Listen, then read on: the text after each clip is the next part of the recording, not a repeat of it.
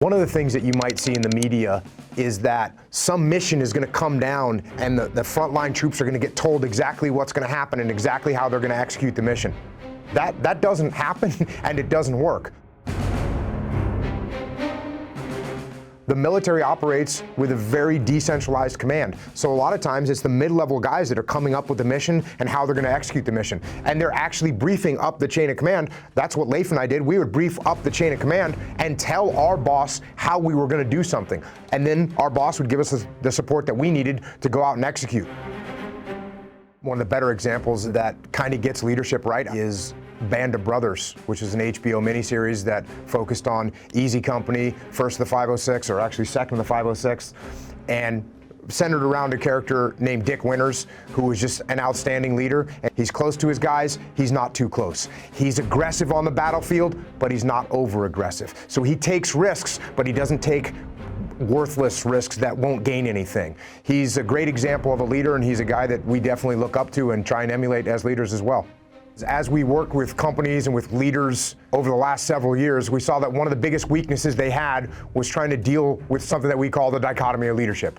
And what that is these are opposing forces that are pulling leaders in opposite directions that a good leader has to try and balance those opposing forces out. So for instance, as a leader, you can't get too emotional about things because then you make bad decisions. But on the other hand, you can't just stay completely detached and have no emotions, otherwise no one will follow you.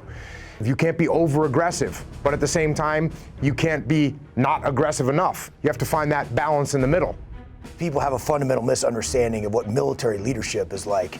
And I think they look at guys like me or Jocko and think that we're going to be the guys that yell and scream and smash people down. And frankly, that doesn't work. That doesn't work in any type of leadership scenario. It doesn't work in the military, doesn't work in the business world, doesn't work anywhere.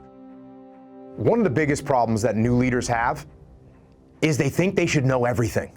They think to themselves, I've got to know everything. Everyone's watching me and they're judging me. And if I don't know everything, they're going to think less of me. And so what they do is they go in and they try and act like they know things that they don't know. The best possible thing you can do as a new leader, if there's something that you don't know, is raise your hand and say, hey guys, I'm new at this. Do you know a better way to do this? Or do you know how to do this? Or can you give me a hand?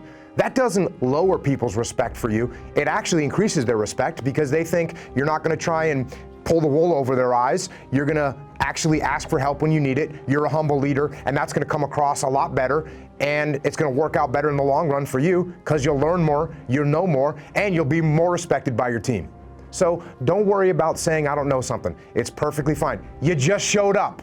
No one expects you to know everything. Relax and ask some questions. Another very common problem that we see with leaders is that leaders look at the specific problems that they're facing and they think it's unique. And they think their problems are harder than everyone else's problems. It's a very common problem. I fall into that trap as well. And you can't do that as a leader because what you're really doing is you're making an excuse. You're making an excuse when you say, well, it's harder for me than it is for other people. I have it tougher here. It's easier for them or this other team in this situation that's able to perform better. And you can't do that because as long as you're making an excuse for yourself, excuse for your team, you're never going to actually solve the problems that are causing you to not perform the way you should.